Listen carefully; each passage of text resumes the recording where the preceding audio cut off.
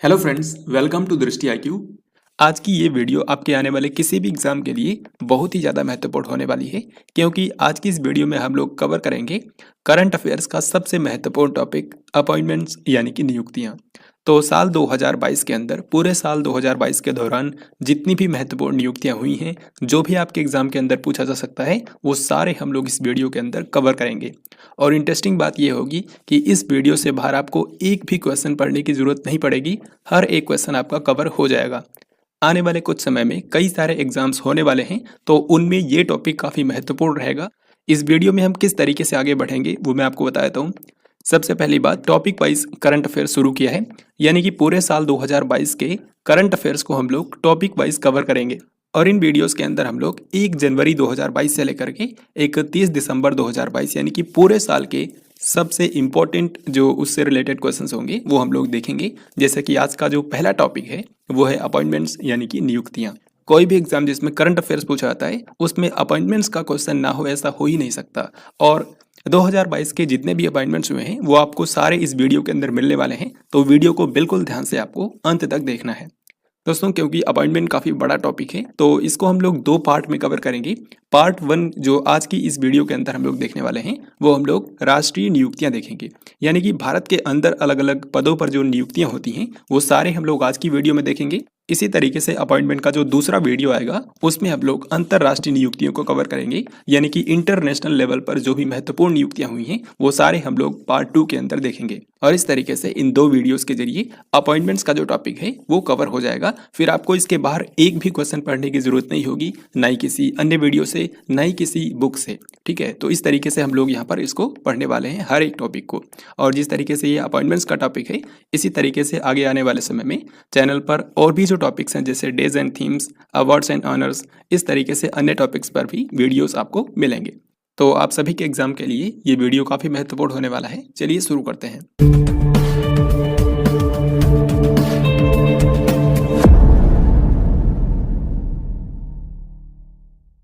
तो सबसे पहला क्वेश्चन है, 25 जुलाई को भारत के 15वें राष्ट्रपति के रूप में किसने शपथ ली है? तो 2022 के अंदर राष्ट्रपति चुनाव भारत में हुआ था और इस बार के राष्ट्रपति चुनाव में जीत हासिल की है द्रौपदी मुर्मू ने। और इस तरीके से द्रौपदी मुर्मू जो है ये प्रतिभा देवी सिंह पाटिल के बाद भारत की दूसरी महिला राष्ट्रपति बन गई हैं। यहाँ पर आपको कुछ इंपॉर्टेंट पॉइंट्स याद रखने हैं, क्योंकि डायरेक्टली ये नहीं पूछा जाएगा कि भारत की राष्ट्रपति कौन बनी है। इनसे रिलेटेड कुछ इंपॉर्टेंट क्वेश्चन जो हैं वो आपसे पूछे जा सकते हैं। जैसे कि ये कौन से नंबर की राष्ट्रपति हैं, ये एग्जाम में पूछा भी जा चुका है। तो ये 15वें नंबर की राष्ट्रपति हैं। द्रौपदी मुर्मू ने इस बार के चुनाव में किसको हरा करके ये चुनाव जीता था? तो यशवंत सिन्हा, जो कि विपक्षी दलों के उम्मीदवार थे, उनको हरा करके द्रौपदी मुर्मू ने चुनाव जीता था। साथ ही आपको ये भी याद रखना है कि जो द्रौपदी मुर्मू है ये संथाल जनजाति से बिलोंग करती है और इस तरीके से ये भारत की पहली आदिवासी महिला राष्ट्रपति भी बन गई हैं। तो इतनी बातें आपको याद रखनी है। 11 अगस्त 2022 को भारत के 14वें राष्ट्रपति के रूप में किसने शपथ ली है? तो जिस तरीके से राष्ट्रपति चुनाव हुआ था उसी तरीके से उपराष्ट्रपति के लिए भी चुनाव हुआ था 2022 के अंदर, और भारत के नए उपराष्ट्रपति बन गए हैं जगदीप धनखड़। ये पहले पश्चिम बंगाल के राज्यपाल थे, लेकिन अब इनको भारत का उपराष्ट्रपति बना दिया गया है। उपराष्ट्रपति चुनाव में भी 2 कैंडिडेट थे, एक तो एनडीए की तरफ से जगदीप धनखड़ और विपक्षी दलों की तरफ से थी मार्गरेट अल्वा, लेकिन मार्गरेट अल्वा को हरा करके जगदीप धनखड़ ने चुनाव जीता था और इस तरीके से ये भारत के 14वें नंबर के उपराष्ट्रपति बन गए हैं। इससे पहले कौन था? इससे पहले थे 13वें उपराष्ट्रपति एम वेंकैया नायडू।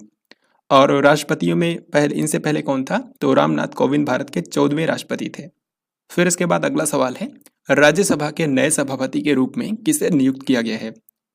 तो राज्यसभा जो कि संसद का उच्च सदन होता है, इसके सभापति होते हैं भारत के उपराष्ट्रपति।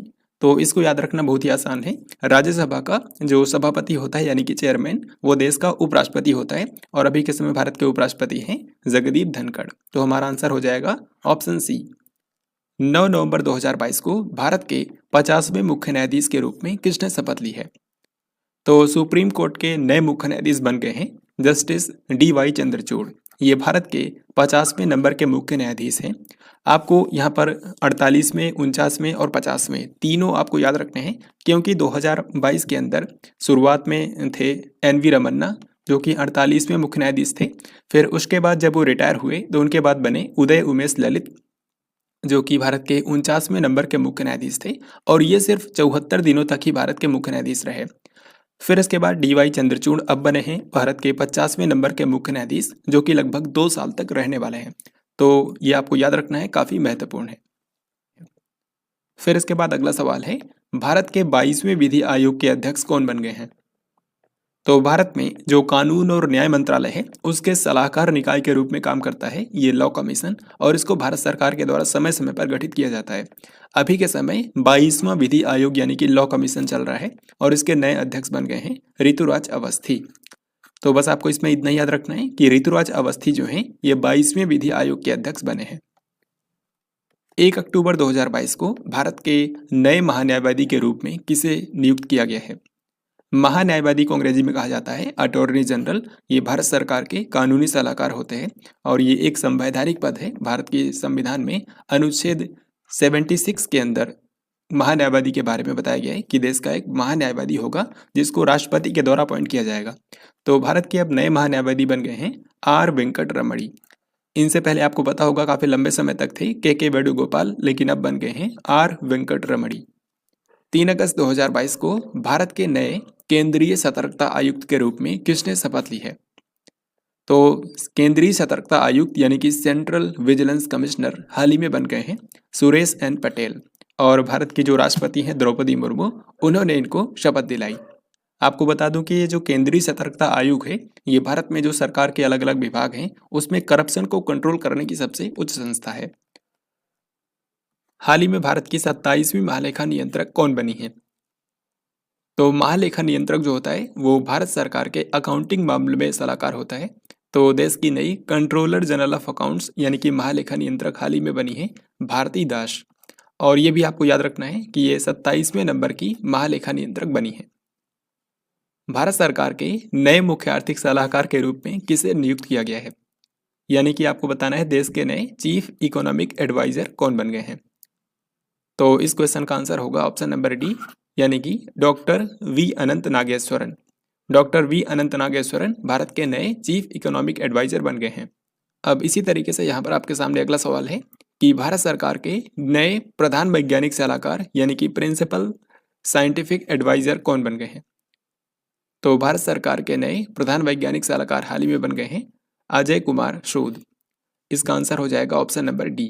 इससे पहले थे के विजय राघवन, लेकिन अब भारत के नए प्रधान वैज्ञानिक सलाहकार बन गए हैं अजय कुमार सूद। 1 मई 2022 को भारत के नए विदेश सचिव का पदभार किसने ग्रहण किया है? यानी कि सिंपली आपको बताना है भारत के नए फॉरेन सेक्रेटरी यानी कि विदेश सचिव कौन बन गए हैं। तो हमारा आंसर हो जाएगा ऑप्शन डी, यानी कि विनय मोहन क्वात्रा। ये आप देख सकते हैं विनय मोहन क्वात्रा हैं जो कि देश के नए विदेश सचिव बन गए हैं। अब दोस्तों यहाँ पर मैं आपको बताऊंगा कि भारत सरकार के प्रमुख विभागों या फिर मंत्रालयों के वर्तमान में सचिव कौन हैं। इनमें से यहाँ पर मैंने जो स्टार मार्क किया हुआ है ये सबसे महत्वपूर्ण है, इनको आपको जरूर याद रखना है। जैसे कि भारत की जो नई राष्ट्रपति बनी है द्रौपदी मुर्मू, उनके सचिव का नाम है राजेश वर्मा। उपराष्ट्रपति जगदीप धनखड़ के सचिव हैं सुनील कुमार गुप्ता। प्रधानमंत्री नरेंद्र मोदी के प्रधान सचिव हैं डॉक्टर PK मिश्रा। इनके अलावा भारत के अलग अलग मंत्रालयों और विभागों के जो सचिव हैं वो मैंने यहाँ पर लिखे हैं। जैसे कि कैबिनेट सचिव का नाम है राजीव गाबा, विदेश सचिव बन गए हैं विनय मोहन क्वात्रा। तो ऐसे आपको याद रखना है, जितने ज़्यादा आप याद कर सकते हैं उतना ही ज़्यादा आपके लिए बेनिफिशियल रहेगा। फिर इसके बाद अगला सवाल है आपके सामने कि 15 मई 2022 को राजीव कुमार भारत के कौन से नंबर के मुख्य चुनाव आयुक्त बन गए हैं? तो जो भारत में निर्वाचन आयोग होता है उसमें जो सबसे हेड होता है मुख्य चुनाव आयुक्त, वो भारत के कौन से नंबर के बने हैं? उनका नाम तो राजीव कुमार है, लेकिन कौन से नंबर के हैं ये आपको याद रखना है। तो ये 25वें नंबर के मुख्य चुनाव आयुक्त हैं। आपको बता दूं कि भारत के निर्वाचन आयोग में एक तो होता है मुख्य चुनाव आयुक्त यानी कि चीफ इलेक्शन कमिश्नर जिसको बोलते हैं, और वो बने हैं कौन? राजीव कुमार। इनकी हेल्प के लिए 2 इलेक्शन कमिश्नर भी होते हैं। उनमें से एक हैं अनूप चंद्र पांडे और दूसरे हैं अरुण गोयल। फिर से बताता हूँ, भारत के मुख्य चुनाव आयुक्त हैं राजीव कुमार, 2 चुनाव आयुक्त होते हैं अनूप चंद्र पांडे और अरुण गोयल वर्तमान समय में हैं। अब यहाँ पर हम लोग देखेंगे कि 2022 में किन किन राज्यों के नए मुख्यमंत्री या फिर राज्यपाल बने हैं, उन सभी के बारे में कवर करेंगे। तो सबसे पहला क्वेश्चन आपके सामने है कि 16 मार्च को पंजाब के नए मुख्यमंत्री के रूप में किसने शपथ ली है? तो सबसे पहले आपको बता दूं कि साल 2022 के अंदर, पूरे साल 2022 में 7 राज्यों के अंदर विधानसभा चुनाव हुआ था। तो यहाँ तो मुख्यमंत्री बने ही हैं। इनके अलावा कुछ अन्य राज्य हैं जहाँ पर मुख्यमंत्री या फिर राज्यपाल बदले हैं, उनके बारे में भी जानेंगे। तो पंजाब की अगर हम बात करें तो पंजाब में जो 2022 के अंदर विधानसभा चुनाव हुआ था, उसमें आम आदमी पार्टी ने जीत हासिल की थी, इनफैक्ट बहुमत हासिल किया था, और आम आदमी पार्टी ने कांग्रेस को हरा दिया था। तो इस तरीके से भगवंत मान जो हैं वो पंजाब के नए मुख्यमंत्री बने हैं, जो कि आम आदमी पार्टी से बिलोंग करते हैं। 21 मार्च को लगातार दूसरी बार मणिपुर के मुख्यमंत्री के रूप में किसने शपथ ली है? तो मणिपुर के अंदर कोई भी बदलाव नहीं हुआ है। मणिपुर के अंदर जो मुख्यमंत्री पहले थे, यानी कि एन बीरेन सिंह, इन्हीं को एक बार फिर से यहाँ पर मुख्यमंत्री बना दिया गया है। तो ये कौन सी पार्टी से बिलोंग करते हैं? ये हैं बीजेपी से। फिर इसके बाद अगला सवाल है कि 23 मार्च को लगातार दूसरी बार उत्तराखंड के मुख्यमंत्री के रूप में किसने शपथ ली है? तो उत्तराखंड राज्य के अंदर भी विधानसभा चुनाव हुए थे, लेकिन यहाँ पर फिर से बीजेपी की सरकार बनी है। तो पुष्कर सिंह धामी, जो कि यहाँ के पहले मुख्यमंत्री थे, अब एक बार फिर से इन्हीं को मुख्यमंत्री बना दिया गया है। दोस्तों, आपको अपने नोटबुक में सिर्फ इतना लिखना है कि किस पद पर किस व्यक्ति को नियुक्त किया गया है। इस पूरे वीडियो के अंदर ऐसे ही आपको नोट्स बनाना है, जिससे आप एग्जाम टाइम में कम समय के अंदर रिवाइज कर पाएंगे। और यहाँ पर हम लोग पूरे वीडियो के अंदर 2022 के हर एक अपॉइंटमेंट को कवर करेंगे, जो कि एग्जाम की दृष्टि से महत्वपूर्ण है। तो इस बात की कोई भी टेंशन नहीं लेनी है कि इससे बाहर से कोई क्वेश्चन आएगा। 25 मार्च 2022 को लगातार दूसरी बार उत्तर प्रदेश के मुख्यमंत्री के रूप में किसने शपथ ली है? तो इसका आंसर आप इजीली कर सकते हैं। उत्तर प्रदेश के अभी तक मुख्यमंत्री थे योगी आदित्यनाथ, और एक बार फिर से क्योंकि यूपी में बीजेपी की सरकार बनी है, तो योगी आदित्यनाथ को ही यहाँ पर मुख्यमंत्री बनाया गया है। 28 मार्च 2022 को लगातार दूसरी बार गोवा के मुख्यमंत्री के रूप में किसने शपथ ली है? तो गोवा के मुख्यमंत्री कौन हैं? प्रमोद सावंत। तो एक बार फिर से इन्हीं को गोवा का मुख्यमंत्री बना दिया गया है, क्योंकि बीजेपी पार्टी ने ही इस बार के गोवा विधानसभा चुनाव में सबसे ज्यादा सीटें जीती थी। तो प्रमोद सावंत गोवा के मुख्यमंत्री हैं।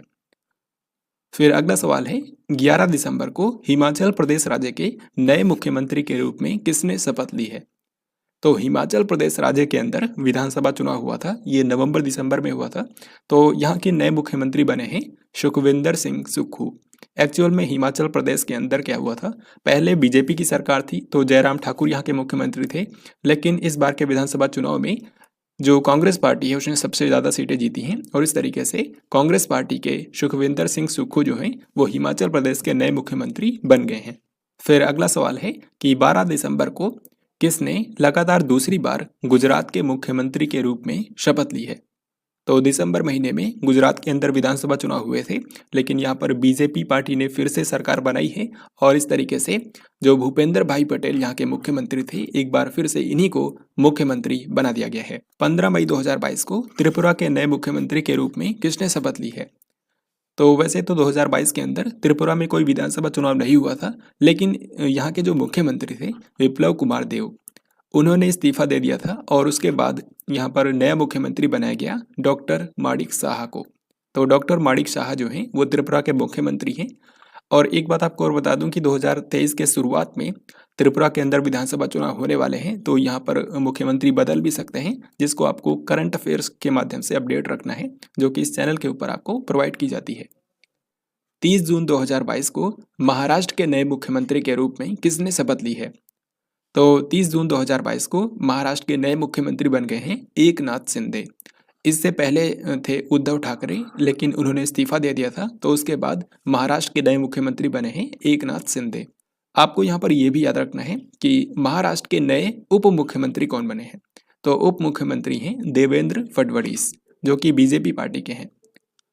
10 अगस्त 2022 को नीतीश कुमार ने कौन सी बार बिहार के मुख्यमंत्री के रूप में शपथ ली है? तो नीतीश कुमार बिहार के मुख्यमंत्री हैं, और एक बार फिर से 8वीं बार इन्होंने बिहार के मुख्यमंत्री के रूप में अगस्त महीने में शपथ ली थी। एक्चुअल में इससे पहले जो नीतीश कुमार हैं ये जनता दल यूनाइटेड पार्टी से बिलोंग करते हैं, और इससे पहले क्या था कि इन्होंने एनडीए पार्टी को समर्थन दिया था, लेकिन अब इन्होंने एनडीए का साथ छोड़ दिया है, और अब इन्होंने महागठबंधन जो अलायंस है उसके साथ मिलकर के गठबंधन सरकार बनाई है, और 8वीं बार मुख्यमंत्री चुने गए। अनिल बैजल के स्थान पर दिल्ली का नया उपराज्यपाल किसे नियुक्त किया गया है? तो दिल्ली के अंदर उपराज्यपाल बदल गए हैं। इससे पहले थे अनिल बैजल, लेकिन इन्होंने इस्तीफा दे दिया। तो इसके बाद दिल्ली के नए उपराज्यपाल हैं Vinay Kumar Saxena. This is very very important. ये इससे पहले थे केवीआईसी के अध्यक्ष, लेकिन अब इनको दिल्ली का उपराज्यपाल बनाया गया है। 18 नवंबर 2022 को पश्चिम बंगाल के नए राज्यपाल के रूप में किसने शपथ ली है? तो पश्चिम बंगाल राज्य के नए राज्यपाल बन गए हैं doctor C V Anand Bose. Doctor C V Anand Bose Paschim Bengal के नए राज्यपाल हैं। अब यहाँ पर हम लोग देखेंगे कि शिक्षा क्षेत्र में यानी कि एजुकेशन के फील्ड में जो महत्वपूर्ण संस्थाएं हैं उनमें कौन कौन सी नियुक्तियां हुई हैं। सबसे पहले है संघ लोक सेवा आयोग यानी कि यूपीएससी का नया अध्यक्ष किसको नियुक्त किया गया है? तो यूपीएससी आप जानते हैं भारत के अंदर एक प्रमुख रिक्रूटमेंट एजेंसी है। तो इसके नए अध्यक्ष बन गए हैं डॉक्टर मनोज सोनी। डॉक्टर मनोज सोनी। यहाँ पर जो ऑप्शन ए में लिखा है एस किशोर, ये एसएससी के नए चेयरमैन बने हैं, यानी कि जो कर्मचारी चयन आयोग है उसके नए चेयरमैन हैं एस किशोर। निधि छिब्बर जो हैं ये वर्तमान समय में जो सीबीएसई है उसकी अध्यक्ष हैं। और प्रदीप कुमार जोशी जो हैं ये यूपीएससी के पूर्व अध्यक्ष थे, उन्हीं के बाद मनोज सोनी को अपॉइंट किया गया है। केंद्रीय माध्यमिक शिक्षा बोर्ड यानी कि सीबीएसई के नए अध्यक्ष के रूप में किसे नियुक्त किया गया है? So this is very very important. और इसका आंसर भी मैंने आपको बता दिया है कि सीबीएसई के नए अध्यक्ष बनी है एक महिला जिनका नाम है निधि छिब्बर। विश्वविद्यालय अनुदान आयोग यानी कि यूजीसी के अध्यक्ष के रूप में किसे नियुक्त किया गया है? यूजीसी यानी कि यूनिवर्सिटी ग्रांट्स कमीशन जो है इसके नए अध्यक्ष बन गए हैं professor M Jagdish Kumar. Professor M Jagdish Kumar बने हैं यूजीसी के नए अध्यक्ष। जवाहरलाल नेहरू विश्वविद्यालय, जिसको हम लोग शॉर्ट में जेएनयू बोलते हैं, ये नई दिल्ली के अंदर स्थित है। तो इसकी पहली महिला कुलपति कौन बन गई हैं? कुलपति को अंग्रेजी में कहा जाता है वाइस चांसलर। तो जेएनयू की नई वाइस चांसलर बन गई हैं शांति श्री धूलीपोड़ी पंडित, जो कि इसकी पहली महिला कुलपति हैं। तो काफ़ी महत्वपूर्ण हो जाता है। अब हम लोग देखेंगे कि विज्ञान और प्रौद्योगिकी क्षेत्र में यानी कि साइंस एंड टेक्नोलॉजी की फील्ड में जो इम्पोर्टेंट संस्थाएं हैं उनमें कौन कौन सी महत्वपूर्ण नियुक्तियां हुई हैं। जैसे कि ये क्वेश्चन आपके सामने है कि भारतीय अंतरिक्ष अनुसंधान संगठन यानी कि इसरो का नया अध्यक्ष किसको नियुक्त किया गया है? तो जैसा कि आप जानते हैं कि जो इसरो है ये भारत की स्पेस एजेंसी है। जिस तरीके से अमेरिका में नासा है उसी तरीके से भारत में है इसरो। और इसका मुख्यालय कहाँ पर है? इसका मुख्यालय बेंगलुरु शहर के अंदर है। तो अभी इसके नए अध्यक्ष बन गए हैं एस सोमनाथ। भारत के प्रमुख रॉकेट साइंटिस्ट एस सोमनाथ को इसरो का नया चेयरमैन बनाया गया है। This is very very important. इससे पहले कौन थे? तो इससे पहले थे के सिवन, जिनकी इन्होंने जगह ली है। इसी तरीके से आपको बताना है कि रक्षा अनुसंधान और विकास संगठन यानी कि डीआरडीओ का नया अध्यक्ष किसको नियुक्त किया गया है? तो जो डीआरडीओ है ये भारत के रक्षा क्षेत्र के विकास के लिए और उसमें रिसर्च के लिए काम करता है।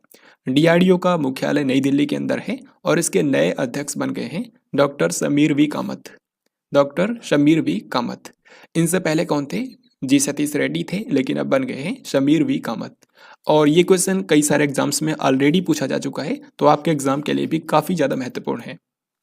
वैज्ञानिक और औद्योगिक अनुसंधान परिषद की पहली महिला महानिदेशक कौन बन गई हैं? तो भारत के अंदर जो council of scientific and industrial research है यानी कि CSIR जिसको हम लोग शॉर्ट में बोलते हैं, इसकी नई महानिदेशक बन गई हैं एक महिला जिनका नाम है doctor Nallathambi Kalaiselvi. Doctor Nallathambi Kalaiselvi. Then next question है भारतीय आयुर्विज्ञान अनुसंधान परिषद यानी कि Indian council of medical research के नए महानिदेशक कौन बन गए हैं? Indian council of medical research जो है ये भारत में मेडिकल फील्ड में रिसर्च का काम करता है और इसका मुख्यालय नई दिल्ली में है। तो इसके जो नए महानिदेशक बने हैं उनका नाम है डॉक्टर राजीव बहल। डॉक्टर राजीव बहल। अब देखेंगे खेल जगत से जुड़ी महत्वपूर्ण नियुक्तियां। तो स्पोर्ट्स की फील्ड में भी कई सारे महत्वपूर्ण नियुक्तियां हुई हैं। तो आइए एक एक करके देखते हैं। भारतीय ओलंपिक संघ की पहली महिला अध्यक्ष कौन बन गई हैं? तो ये क्वेश्चन तो डेफिनेटली हर एक एग्जाम में पूछा जाएगा कि इंडियन ओलंपिक एसोसिएशन जो है उसकी पहली महिला अध्यक्ष बन गई है पीटी ऊषा। आप जानते हैं भारत की पूर्व एथलीट रही हैं पीटी ऊषा। अब इनको भारतीय ओलंपिक संघ का अध्यक्ष बनाया गया है। भारतीय क्रिकेट कंट्रोल बोर्ड यानी कि बीसीसीआई के 36वें अध्यक्ष कौन बन गए हैं? तो भारत में क्रिकेट को जो नियंत्रित करने वाली संस्था है उसका नाम है बीसीसीआई और इसके नए अध्यक्ष बन गए हैं रोजर बिन्नी। तो रोजर बिन्नी जो हैं ये बीसीसीआई के 36वें नंबर के अध्यक्ष बने हैं, ये बात भी आपको याद रखनी है। और जय शाह जो हैं ये बीसीसीआई के वर्तमान सचिव हैं।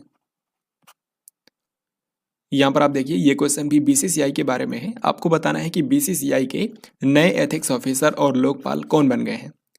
तो बीसीसीआई के एथिक्स ऑफिसर और ओम्बड्समैन हाल ही में नए बन गए हैं, जिनका नाम है विनीत सरन।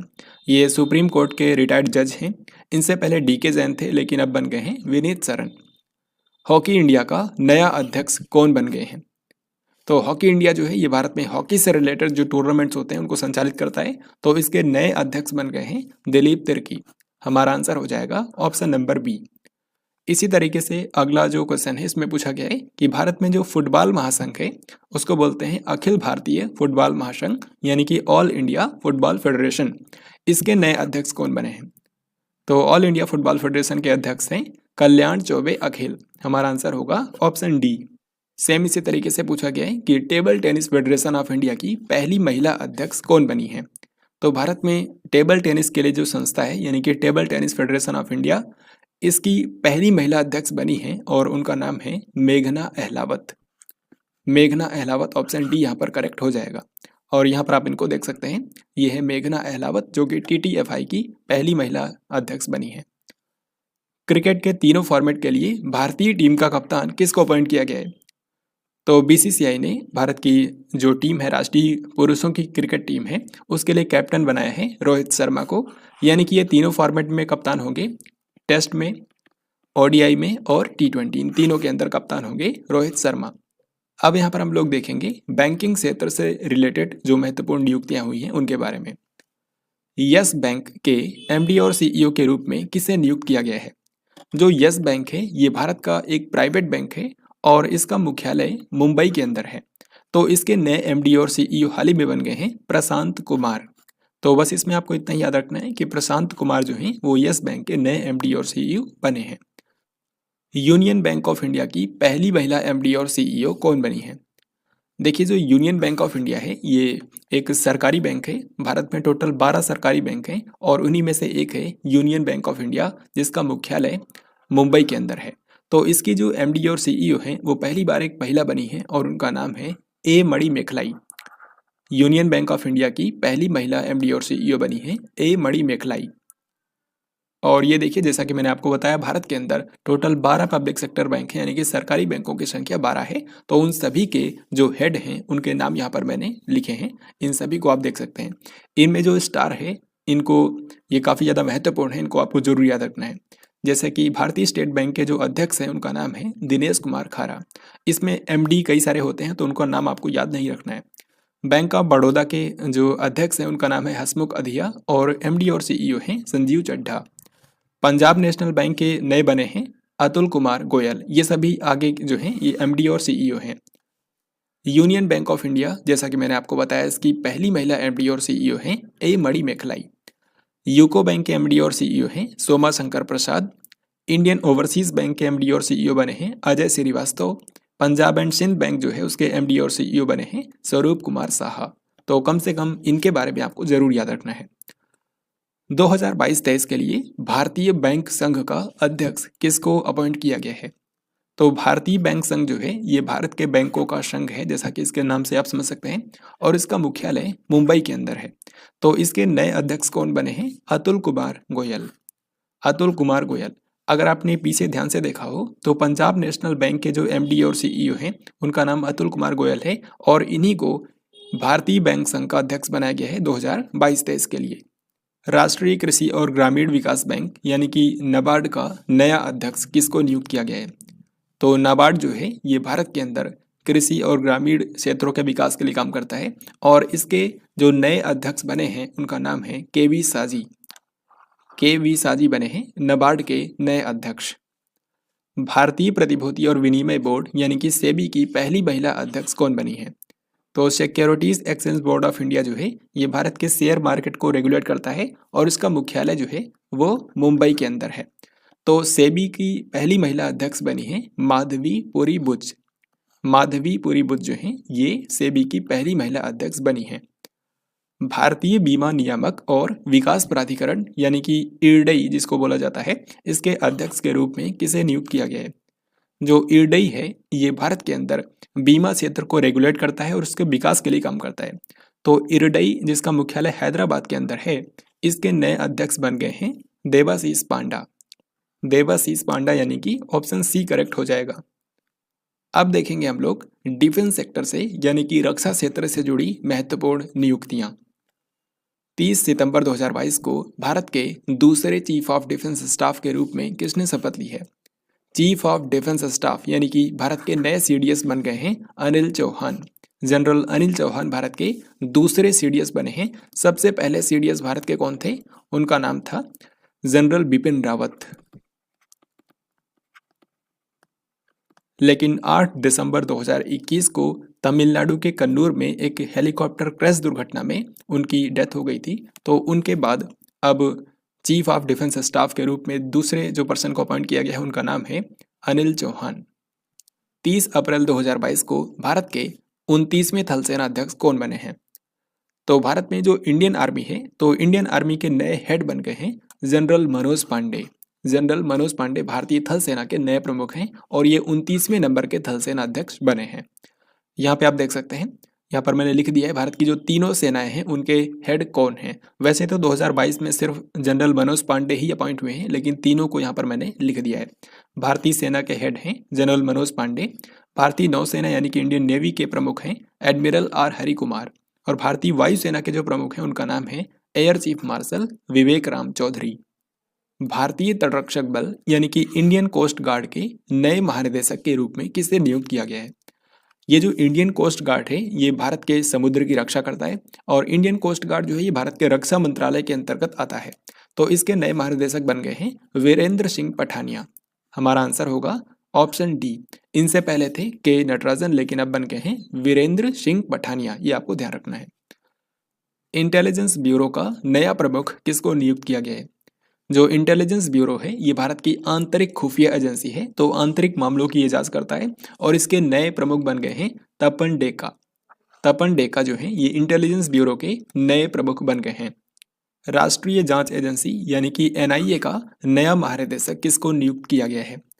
जो नेशनल इन्वेस्टिगेशन एजेंसी है यानी कि एनआईए, ये भारत के अंदर जो आतंकवादी गतिविधियां होती है उनकी जांच करता है। तो इसके जो नए महानिदेशक हैं उनका नाम है दिनकर गुप्ता।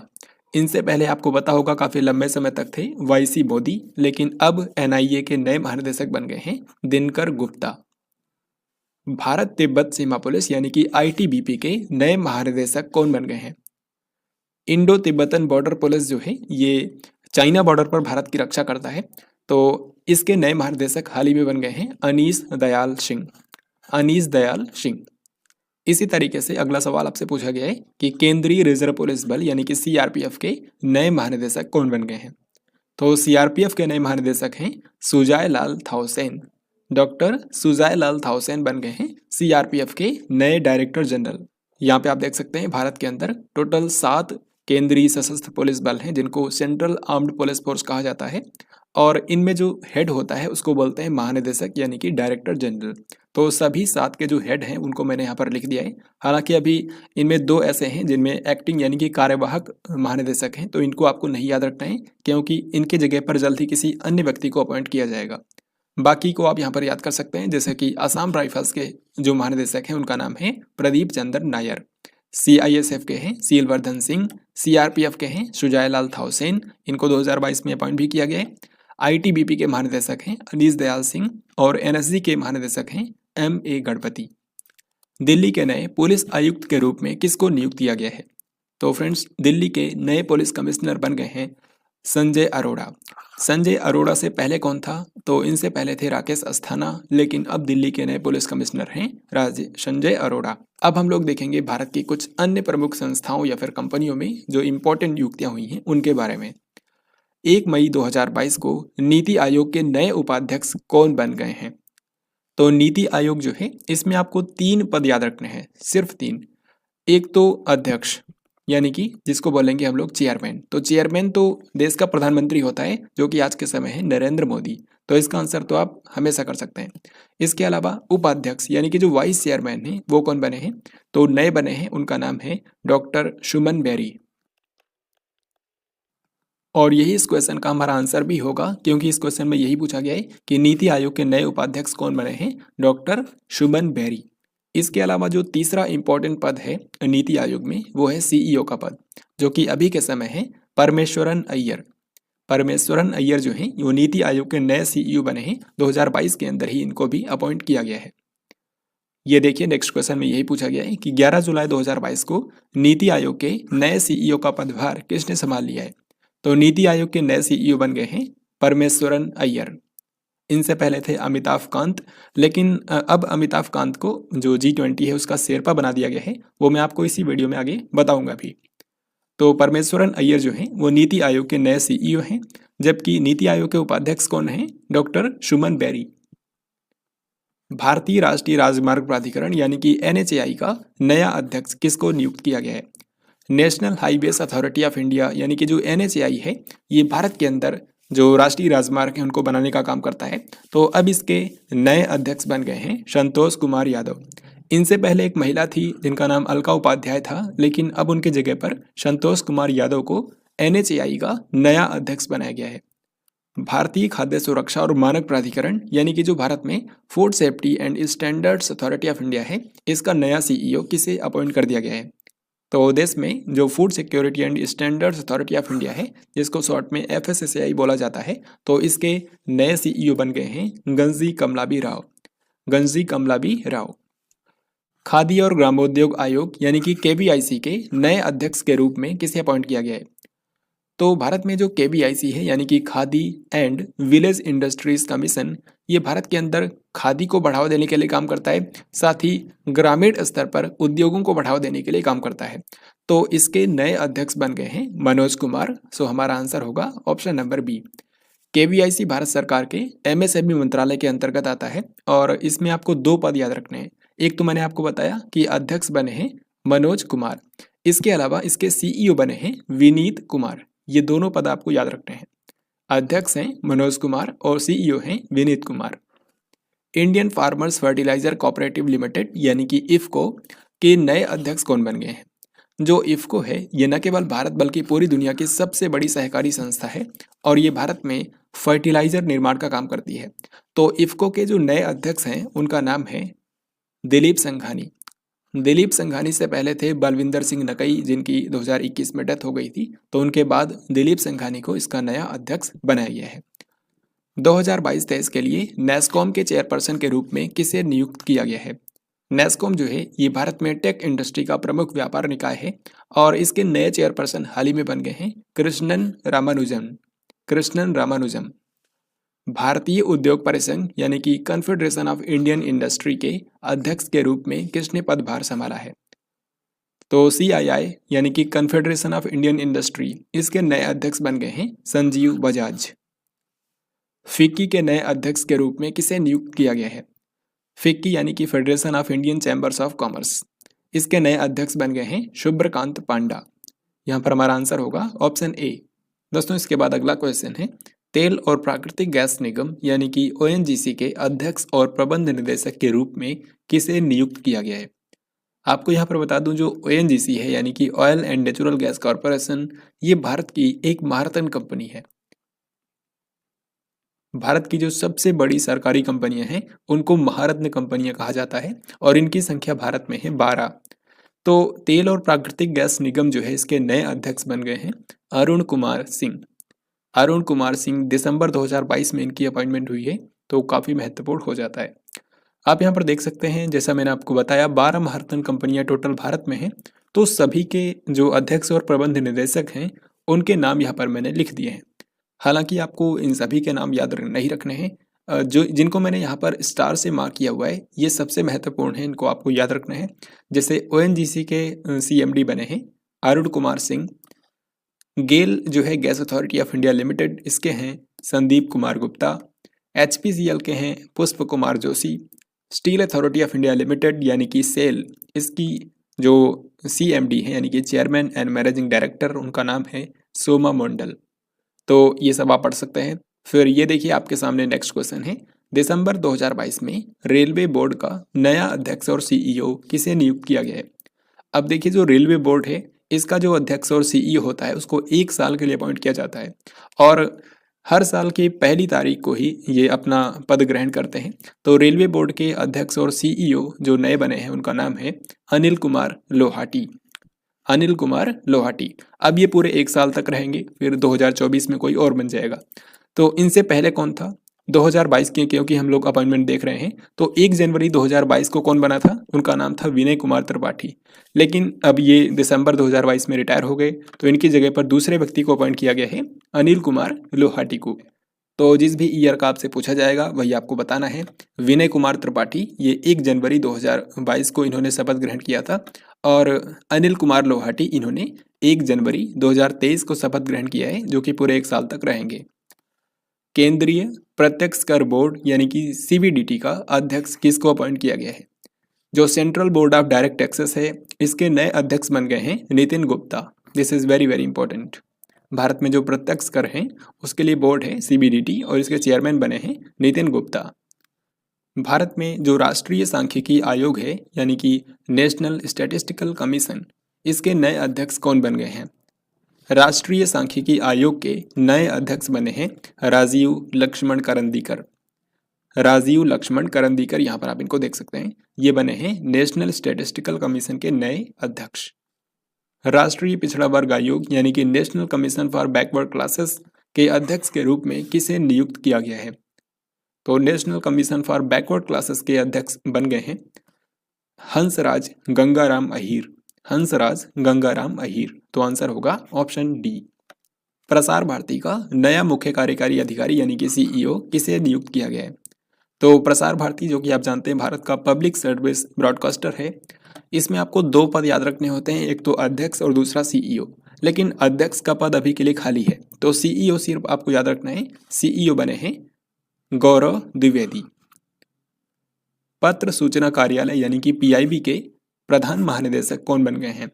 तो भारत में जो पीआईबी है इसके नए प्रिंसिपल डायरेक्टर जनरल बन गए हैं सत्येंद्र प्रकाश। सत्येंद्र प्रकाश। भारतीय प्रेस परिषद यानी कि प्रेस काउंसिल ऑफ इंडिया की पहली महिला अध्यक्ष कौन बन गई हैं? तो प्रेस काउंसिल ऑफ इंडिया की पहली महिला अध्यक्ष बनी हैं रंजना देसाई। रंजना देसाई आपको पता होगा सुप्रीम कोर्ट की रिटायर्ड जज हैं, तो इनको पीसीआई का अध्यक्ष बनाया गया है। संसद टीवी का नया मुख्य कार्यकारी अधिकारी किसे नियुक्त किया गया है? संसद टीवी जो है ये आप सभी जानते हैं कि भारत में पहले राज्यसभा टीवी और लोकसभा टीवी जो है इन दोनों को मर्ज करके संसद टीवी को बनाया गया था। तो संसद टीवी के जो नए सीईओ बने हैं उनका नाम है उत्पल कुमार सिंह। उत्पल कुमार सिंह। इनसे पहले थे रवि कपूर, लेकिन अब बने हैं उत्पल कुमार सिंह। तो फ्रेंड्स, अभी तक हम लोगों ने ज़्यादातर जो अपॉइंटमेंट्स हैं उनको कैटेगरी वाइज कवर कर लिया है। अब कुछ मिसलेनियस जो अपॉइंटमेंट्स हुई हैं उनको भी देख लेते हैं, क्योंकि ये भी बहुत ही ज़्यादा महत्वपूर्ण है। फिर इसके बाद ये वीडियो एंड हो जाएगा। एयर इंडिया के अध्यक्ष के रूप में किसे नियुक्त किया गया है? तो एयर इंडिया जो है ये आप सभी जानते हैं कि इससे पहले तक भारत की एक सरकारी एयरलाइंस थी, लेकिन 2022 में ही इसको टाटा सन्स कंपनी ने 18,000 करोड़ रुपए में खरीद लिया था। तो टाटा सन्स ने एयर इंडिया का अध्यक्ष बनाया है एन चंद्रशेखरन को।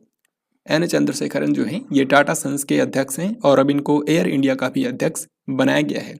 यहाँ पर एन चंद्रशेखरन को तो अध्यक्ष बनाया गया है, लेकिन एक और चीज़ आपसे पूछेंगे कि इसके सीईओ कौन बने हैं। सीईओ को भी 2022 में ही अपॉइंट किया गया है और इनका नाम है कैंपबेल विल्सन। कैंपबेल विल्सन जो है ये एयर इंडिया के सीईओ हैं। जुलाई 2022 में अल्पसंख्यक मामलों के मंत्रालय का अतिरिक्त प्रभार किसको दिया गया है? तो देखिए, पूरे साल 2022 के अंदर सिर्फ 2 ही केंद्रीय मंत्रालयों के मंत्री बदले हैं। एक तो है अल्पसंख्यक मामलों का मंत्रालय और दूसरा है इस्पात मंत्रालय। तो एक एक करके देखते हैं। अल्पसंख्यक मामलों के जो पहले मंत्री थे उनका नाम था मुख्तार अब्बास नकवी, लेकिन इन्होंने इस्तीफा दे दिया।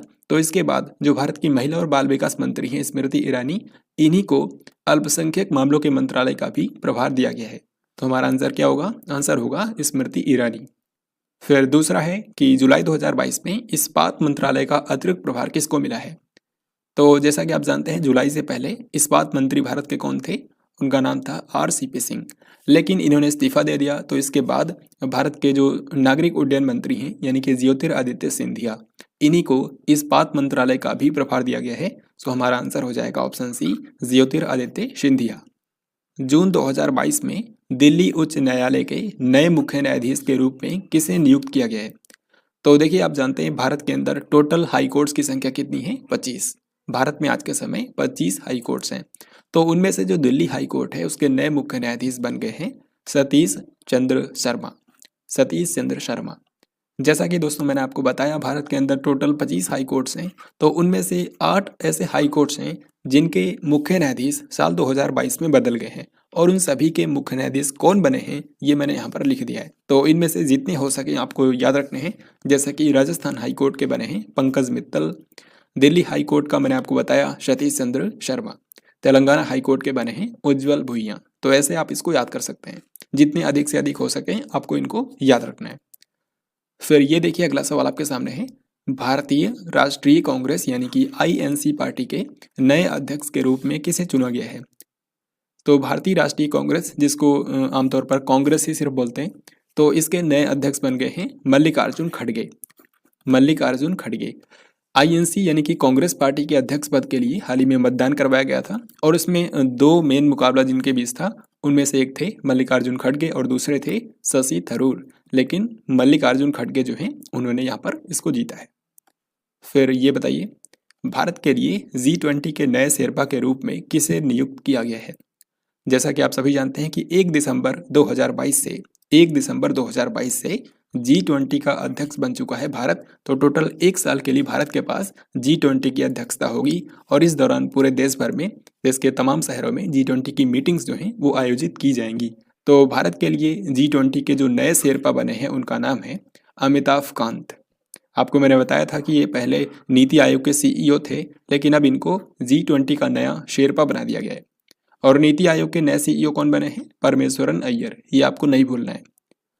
तो फ्रेंड्स, आज की ये वीडियो यहीं पर समाप्त होती है। और टॉपिक वाइज करंट अफेयर्स का अपॉइंटमेंट्स जो टॉपिक हम लोग आज कर रहे थे, इसमें पहला वीडियो कंप्लीट हो चुका है, जिसमें हम लोगों ने राष्ट्रीय स्तर की हर एक महत्वपूर्ण नियुक्तियों को कवर कर लिया है इस वीडियो के अंदर।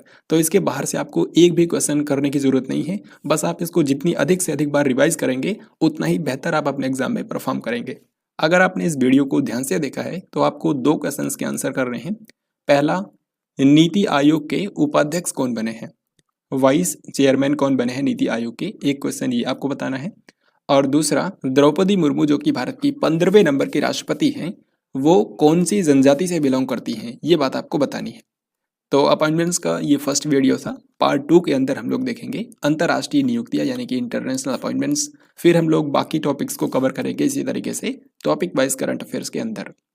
तो इस तरीके से आज की वीडियो के अंदर हम लोगों ने पूरे साल 2022 के सारे महत्वपूर्ण राष्ट्रीय स्तर के जो अपॉइंटमेंट्स थे उनको कवर कर लिया है। आई होप आपने इस वीडियो को एंजॉय किया होगा, और इस वीडियो को आप जितना ज़्यादा बार रिवाइज करेंगे उतना ही आप इसमें बेहतर हो जाएंगे। तो आई होप आपको आज का ये वीडियो पसंद आया होगा। अगर आपको ये वीडियो पसंद आया है तो इस वीडियो को लाइक और शेयर ज़रूर करें।